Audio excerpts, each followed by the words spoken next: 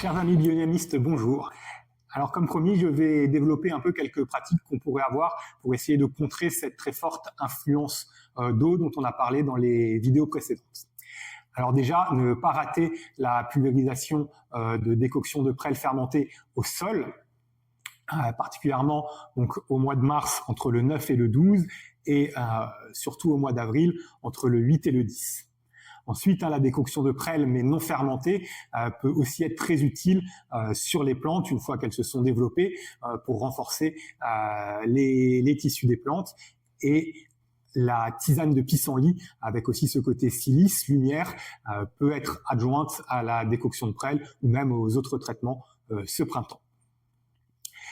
La bouse de corne, ne pas oublier qu'elle a un petit effet eau également, donc se contenter d'une seule bouse de corne au printemps et éviter toute cette période de mi-mars à mi-avril. Donc dans les régions les plus douces, faire une bouse de corne peut-être la première semaine de mars, particulièrement le 8 serait bénéfique. Et dans les régions plus fraîches, attendre carrément le mois de mai, entre le 9 et le 12 mai, particulièrement pour la bouse de corne.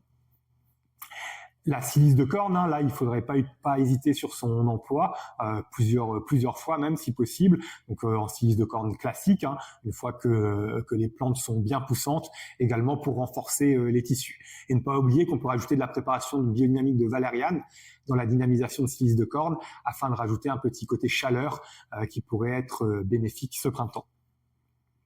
Et finalement, pour les plus expérimentateurs, on peut proposer qu'on pourrait appeler une silice de corne d'ambiance, c'est-à-dire utiliser une silice de corne bien plus tôt que dans la pratique classique, avant même que les sols ne soient semés ou que les arbres fruitiers ou les vignes ne soient débourrés, en utilisant des jours où le cosmos stimule particulièrement l'élément l'air-lumière, afin de contrer un peu cet effet eau.